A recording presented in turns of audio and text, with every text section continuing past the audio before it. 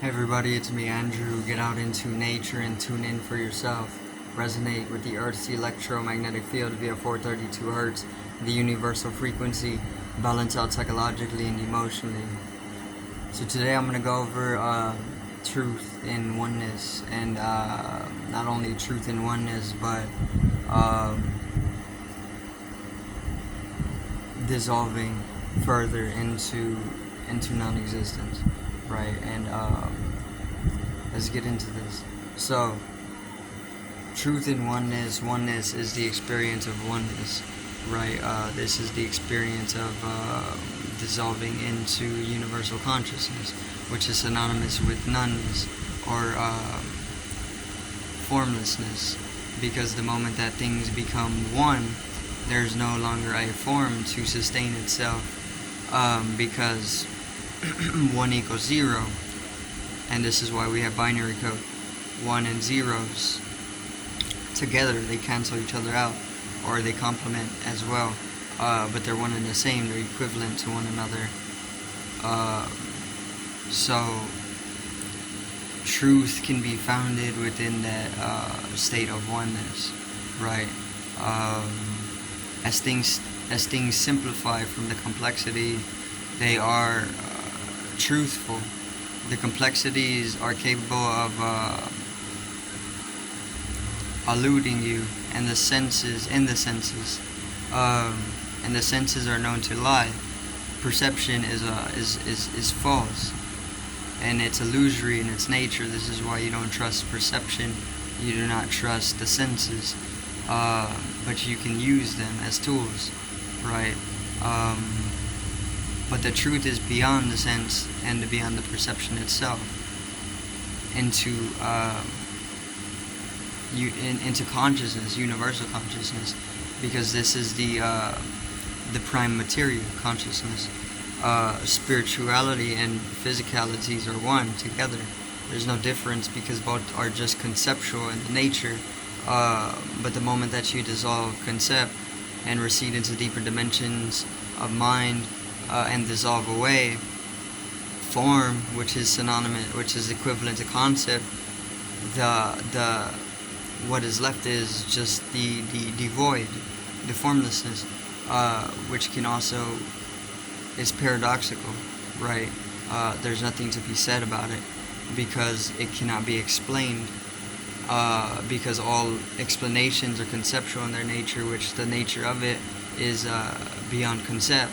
So the truth remains within that centeredness. The dissolution of form in itself comes with alignment and oneness, and the alignment process takes place by itself. You cannot do anything to align yourself, because the moment that you do align yourself, the ego is dissolved away and you become a witness. And within the state of witnessing, there's mains, which we call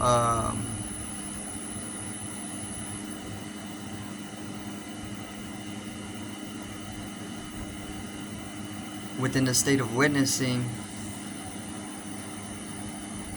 there's no longer an ego, so you can't say that there's a main alignment taking place. There's only the witnessing, right?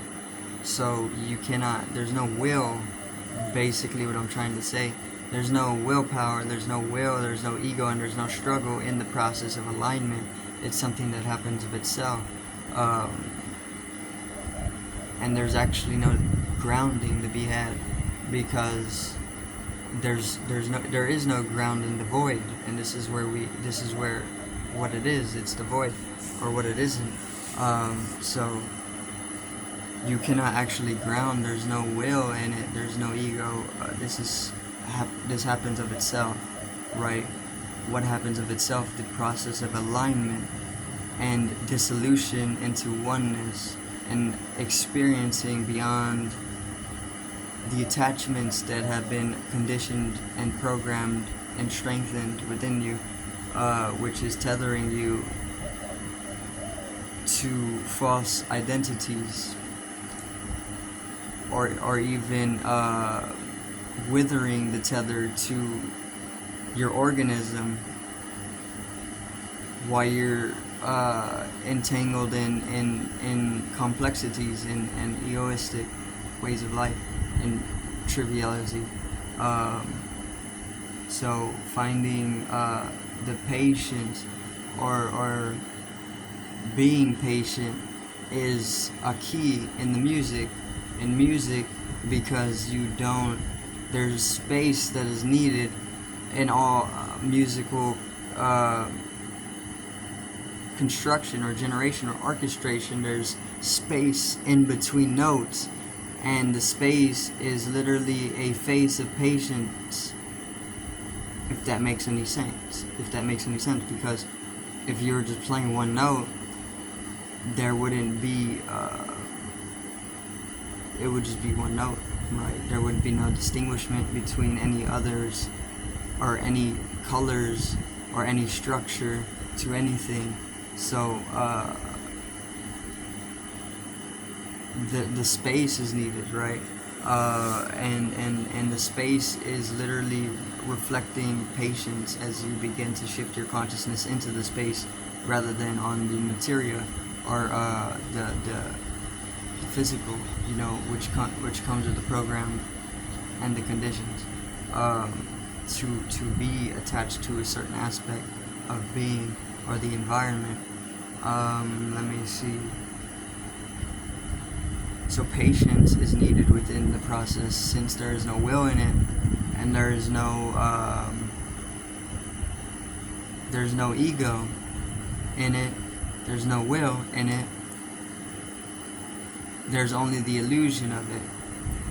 So why patience is needed is because it's an inevitability that the alignment happens and oneness is experienced.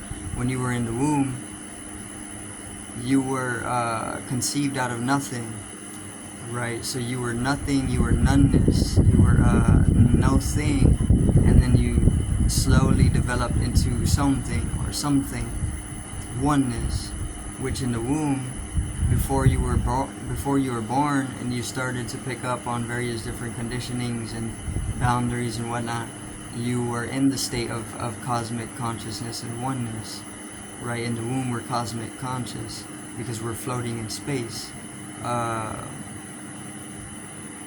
So when you were born and you started picking up on various different developments of conceptualities, you then begin to fall into different states of division, right? One and others, but it's still oneness, right? Because this is the universal truth, that all is one. You're no different from me, I'm no different from you. The space in between our bodies doesn't separate us, because separation doesn't exist. It's conceptual and it's reality.